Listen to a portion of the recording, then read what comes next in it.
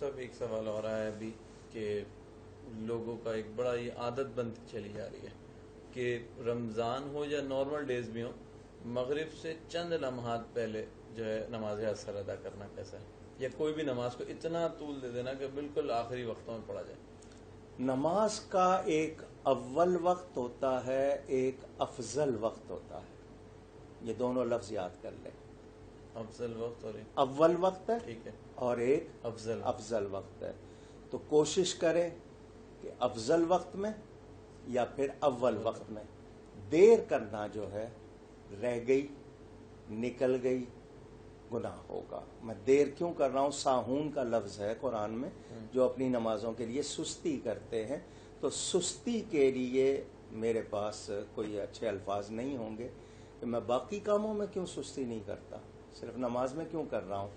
اسی طرح مسجد میں جب ہم دیکھتے ہیں، ابھی تو بہت کم ہو گیا لاک ڈاؤن کی وجہ سے، بہت سے لوگ تراویح پڑھنے جاتے تھے نا تو بیٹھے رہتے تھے، رکوع کے وقت اچانک کھڑے ہو گئے، یا رکوع کی آواز آئی تو فوراً اللہ اکبر کہے.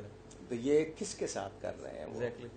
تو یہ اس طرح نہیں کرنا چاہیے جان بوجھ کے. کبھی اگر ہوا، اب مثال کے طور پر گرمیوں میں ظہر تھوڑا سا لیٹ کی جائے گی لیکن وقت پہ پڑھی جائے، سردیوں میں اول وقت پہ پڑھی جائے کیونکہ ٹائم ویسے ہی شارٹ ہوتا ہے. تو اس کے اول وقت میں یا افضل وقت، افضل وقت سب سے بہتر ہوتا ہے. اب جس طرح فجر کا وقت ہے سفیدی ہو جائے، لیکن چونکہ سحری کی ہے، جلدی سونا ہے، ساری رات جاگے ہیں، تو آپ نے اول وقت میں پڑھ لی تو اول وقت میں ہو جائے گی، لیکن افضل وقت تھوڑا سا سفیدی ہو جائے. ٹھیک ہے. تو کوشش کریں، لیکن دیر کرنا. اب مغرب کی نماز اب سورج زرد ہو گیا بالکل تو اس وقت وہ مکروہ ہو جائے گی. جس طرح ایک ہے فجر کی نماز کی جو سنت ہیں وہ نماز کے بعد ادا، وہ اس صورت میں کہ آپ جماعت کے لیے پہنچے، جماعت کے ساتھ میں فرض پڑھوں گا، لیکن آپ نے سنتیں ابھی نہیں پڑھی اور وہاں آپ نے دیکھا جماعت شروع ہو گئی ہے.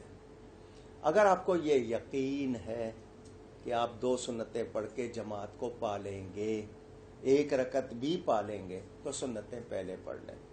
اور اگر آپ کو شبہ ہے کہ آپ کی جماعت نکل جائے گی تو آپ جماعت میں شامل ہو جائیں، سورج نکلنے کے بعد سنتیں پڑھ لیں. سورج نکلنے کے بعد. لیکن یہ کہ جان بوجھ کے ایسا نہ کریں، ہوتا ہے نا کچھ عادت بن جاتی ہے تو وہ نہ کریں. ٹھیک.